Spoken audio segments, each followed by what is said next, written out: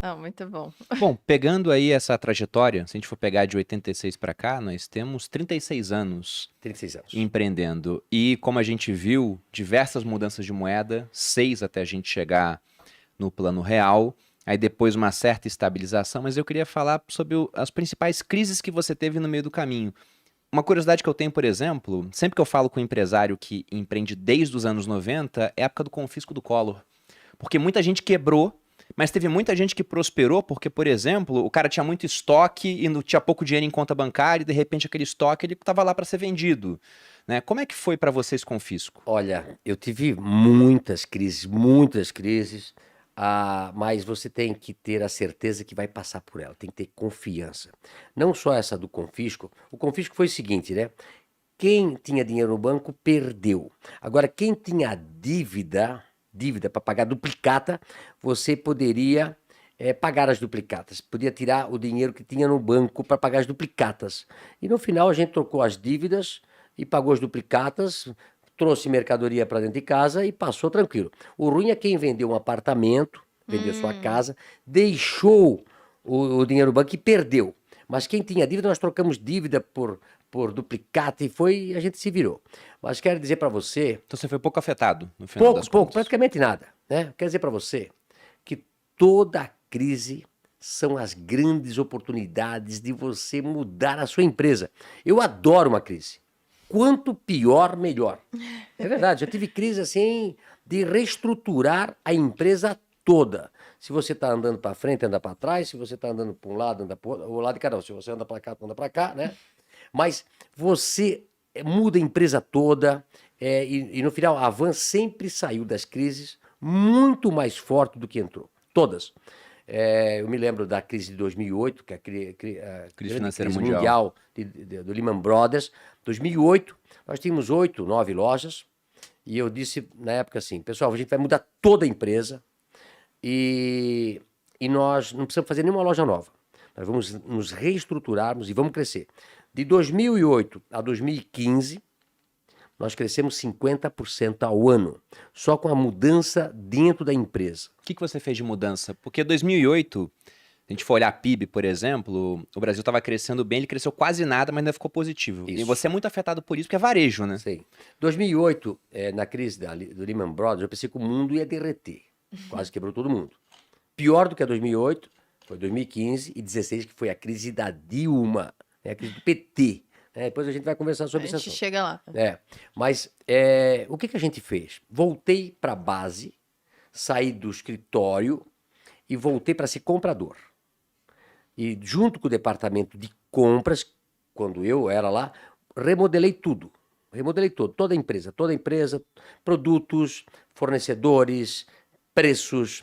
E aí a gente cresceu assim, eu vou dizer para você, crescer 50% ao ano, sair de 250 milhões e chegar a quase 5 bilhões, você aumentamos o número de loja, aumentamos, porque quando você cresce muito, você tem problema de capital de giro, né?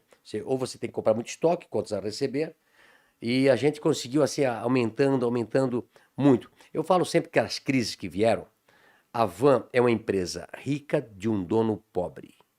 O velho da van investe tudo na van, tudo na van, tudo na van. Então, tudo que ganha, ou vai para fazer loja, ou vai para comprar estoque, ou fica no contas a receber.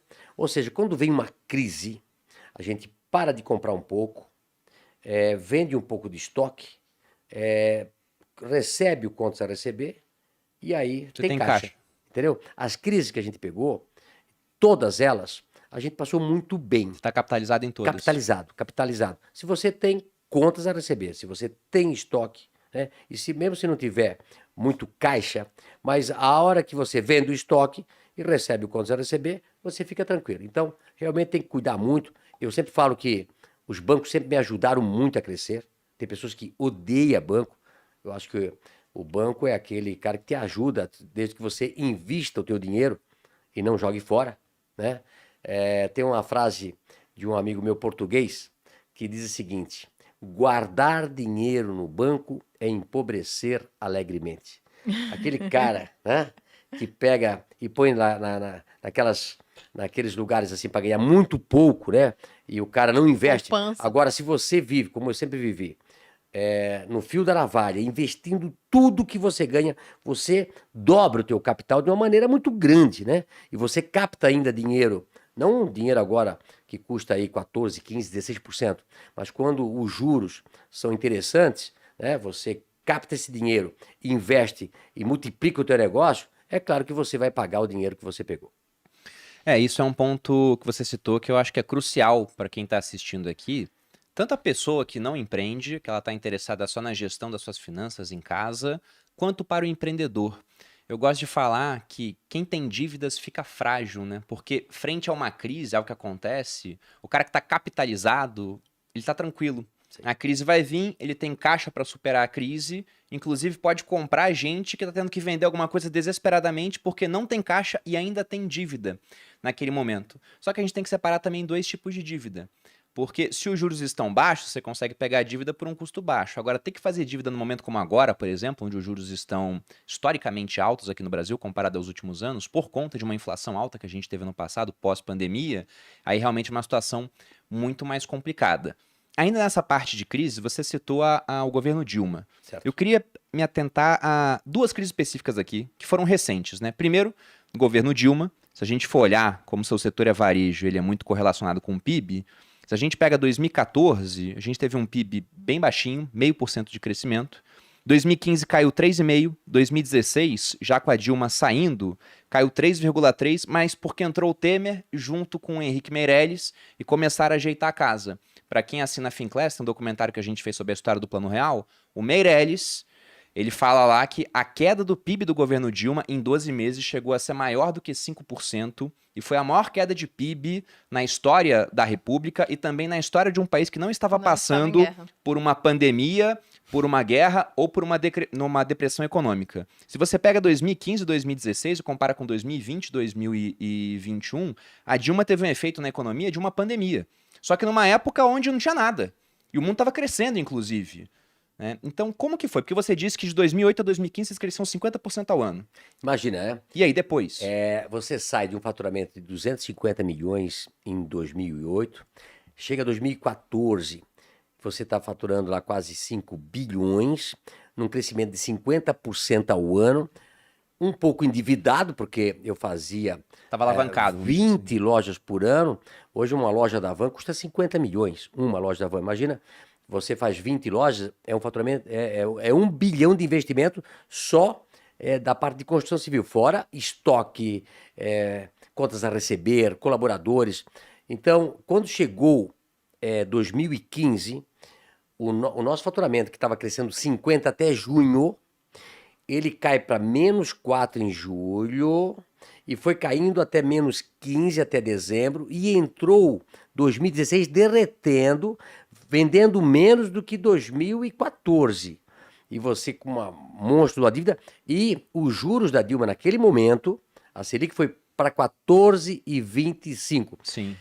Hoje o juro está 13,75, mas você está vendendo.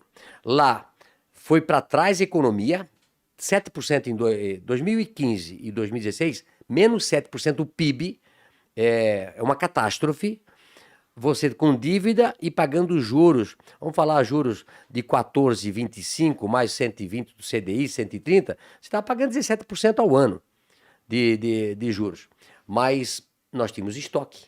Então, vende um pouco do estoque, segura um pouco as compras, recebe contas a receber, arruma o caixa e fica tranquilo, né? Por isso que eu digo, ou você investe bem o seu dinheiro, não pegue dinheiro do banco para fazer loucura e gastar dinheiro. Você tem que pegar o dinheiro para investir. E aí você dá uma seguradinha e arruma a sua casa rápido. Então, as crises que eu passei, ou eu sempre estava muito bem financeiramente, né? Ou estava com contas a receber, estoque. A Van sempre tem muito estoque. E aí a gente se vira. Mas a pior crise econômica que eu passei se chama a crise do PT. Eu falo sempre que o pessoal pegou a história do foi filho pior pródigo. que a pandemia, por exemplo, com tudo fechado? Olha, a pandemia me assustou. A pandemia, imagina, 22 mil colaboradores, E de repente tá De fechado. repente, os caras mandam fechar todas as lojas durante, no nosso estado, só 20 dias. Né? Só 20 dias. Não deveria nem ter fechado. Santa Catarina, Santa né? Catarina, Tá. melhor estado do Brasil, 20 dias. Quantas das lojas da Havan estão em Santa Catarina? Umas 45. 45? Mas aí o resto do país, prefeitos malucos, governadores loucos, querendo quebrar as empresas, gerar o caos. São Paulo fechou 6 meses, né? Fechava no final de semana. Teve estado que de fechar 2 anos e nós aguentamos isso por causa da medida provisória 836 do governo federal, onde deixava os colaboradores em casa, cheguei a botar 10 mil, 12 mil colaboradores em casa, e o governo segurava o pagamento de 70% e a empresa 30%. Foi a maior salvação da história do país. Essa medida provisória 836 salvou 12 milhões de empregos. 12 milhões de empregos.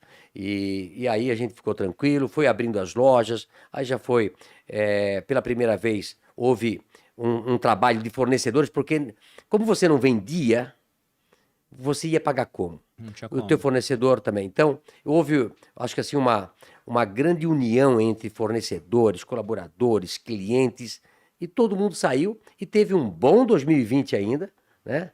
Teve um ótimo 2021, a Havan continuou crescendo, e esse ano, como eu falo, né? Existem as crises onde a gente dá jeito e uma crise política que às vezes nós não temos o que fazer. Então, hoje o que mais me assusta é a política e não a econômica.